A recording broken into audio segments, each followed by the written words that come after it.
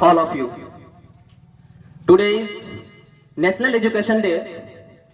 आज राष्ट्रीय शिक्षा दिवस के शुभ अवसर पर हम लोग ये प्रभात फ्री जो निकाला गया है, एजुकेशन का महत्व को, इम्पोर्टेंस ऑफ एजुकेशन.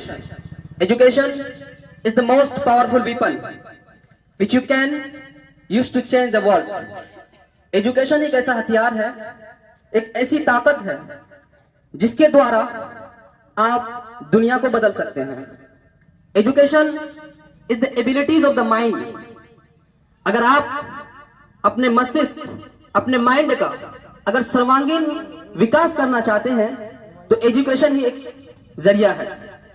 अगर आपको अपने ड्रीम को प्राप्त करना है, आपका जो लक्ष्य है, you have any dream and if you want to achieve your dream, then you will do hard work and only you have one option is education. Without education our life is dark. शिक्षा के बिना हमारी जो life है, हमारी जो जिंदगी है वो अधूरी है.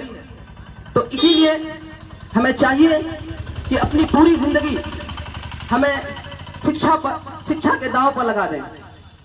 शिक्षा, कहा जाता है कि शिक्षा से जीवन नहीं है, शिक्षा ही जीवन है. शिक्षा से ही जीवन नहीं है, शिक्षा ही जीवन है. तो एजुकेशन का महत्व को बताते हुए मैं एक स्टोरी आप लोगों के सामने रखना चाहता हूं कि एक पिता और बेटे किसी बाइक से जा रहे थे और रास्ते में उसको कुछ बच्चे मिले और वह बच्चे किसी कीचड़ में किसी चीज को ढूंढ रहे थे. तो वहां पर उस पिताजी ने अपनी गाड़ी को रोका और उन बच्चों से पूछा कि तुम लोग यहाँ पर क्या ढूंढ रहा है. और उस पिताजी को वहां पर एक सोने का सेब दिखा. तो उस पिताजी ने सोचा कि काश ये सोने का सेब अगर मेरे बेटे को मिल जाता तो मेरी बेटे की भी जिंदगी बन जाती और मेरी भी जिंदगी बन जाती. तो इस तरीके से उस पिताजी ने एक ऑप्शन ढूंढा और उसको अपने बेटे को उन्होंने उस कीचड़ में ढकेलने का प्रयास किया. और उसके बेटे बार बार उसको बोल रहा है कि मेरा यह सपना नहीं है, मेरा सपना कुछ और है.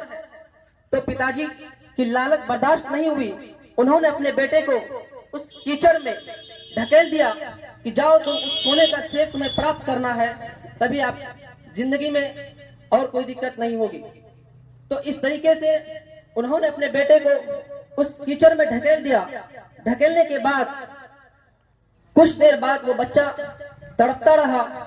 उसके बाद तड़पते तड़पते पता चला कि वो कीचड़ नहीं था, वो दलदल था. और उस दलदल में उस बच्चे की मौत हो जाती है.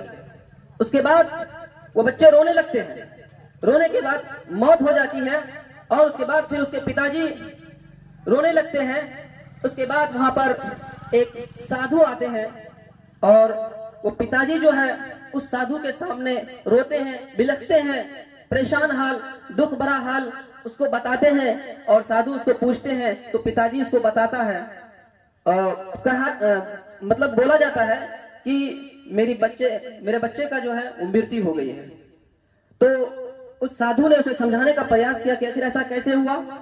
तो उन्होंने पूरी स्टोरी डिटेल में बताई कि ये मेरी स्टोरी थी. तो वो पिताजी ने कहा कि एक सोने का सेब जो था उसी की वजह से ऐसा हुआ. तो साधु को वो सोने का सेब नहीं दिखा. उस साधु ने उसको बोला कि यहाँ पर तो कोई सोने का सेब नहीं है. तो कहा कि आपको दिखता नहीं है, वो सोने का सेब है. और उस पिताजी को समझाते हुए बोला, अपनी आंख और अपनी नजर को थोड़ा ऊपर कीजिए और देखिए कि ये सोने का सेब नहीं है, ये सोने के सेब की शेडो है, यानी छाया है.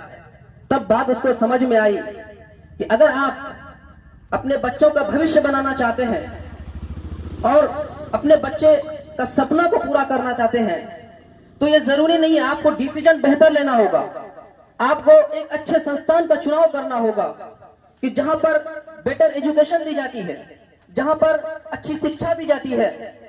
और ये आपका बहुत बड़ा फैसला होगा कि आप अपने बच्चों को जिस स्कूल में पढ़ाएं, जिस इंस्टीट्यूट में आप एडमिशन करवाएं, तो आपका सिलेक्शन बेहतर होना चाहिए। यदि आप सिलेक्शन बेहतर नहीं करते हैं तो शायद आपके अपने जो बच्चे हैं, जो लड़के हैं, उसके फ्यूचर बनने के बजाय बिगड़ जाती है।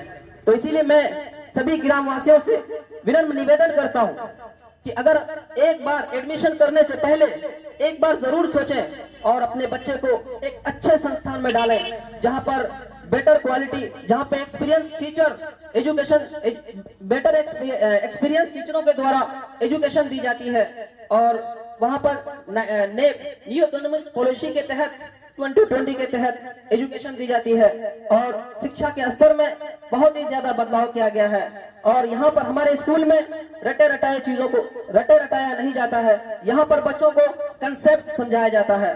तो मैं सभी से ये निवेदन करूंगा कि आप अपने बच्चों का एडमिशन करते वक्त आप, क्योंकि ये एक फाउंडेशन है, अगर आपका फाउंडेशन अगर मजबूत होता है तो आपके बच्चों का फ्यूचर बनने में कोई दिक्कत नहीं होगी। जिस तरीके से एक पहाड़ को कोई तूफान हिला नहीं सकता है, क्योंकि पहाड़ की ऊंचाई जितनी ऊपर में रहती है और उससे कई गुना ज्यादा उसका ढांचा, उसका फाउंडेशन नीचे स्ट्रांग होता है। तो आप सबों को भी चाहिए कि आप अपने बच्चों का अगर फाउंडेशन मजबूत करें ताकि आपके बच्चों का फ्यूचर अच्छे से अच्छा बने। तो इसीलिए मैं आप सभी से दरख्वास्त करूंगा, आप अपने बच्चों का एडमिशन कहीं नहीं, आजाद नेशनल एकेडमी में करें। मंजिल उन्हीं को मिलती है जिनके सपनों में जान होती है। मंजिल उन्हीं को मिलती है जिनके सपनों में जान होती है। पंखों से कुछ नहीं होता, हौसलों से उड़ान होती है। मंजिल उन्हीं को मिलती है जिनके सपनों में जान होती है।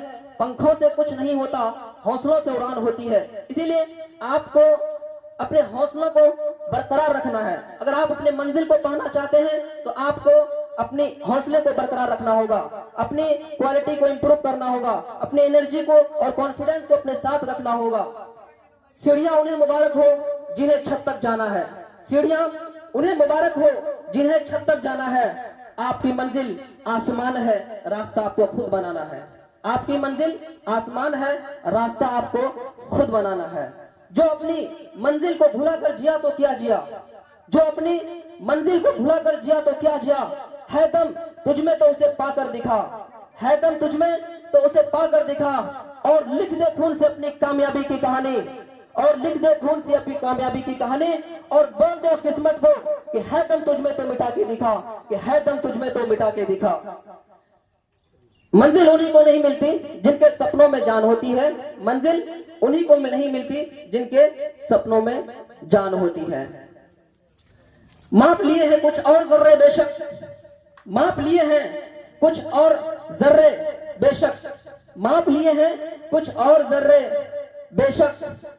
अभी तो पूरा आसमान बाकी है, अभी तो पूरा आसमान बाकी है। उन्हें लगता है कि थक गया है परिंदा, उन्हें लगता है कि थक गया है परिंदा, पर अभी तो असली उड़ान बाकी है, पर अभी तो असली उड़ान बाकी है। जय हिंद, जय भारत।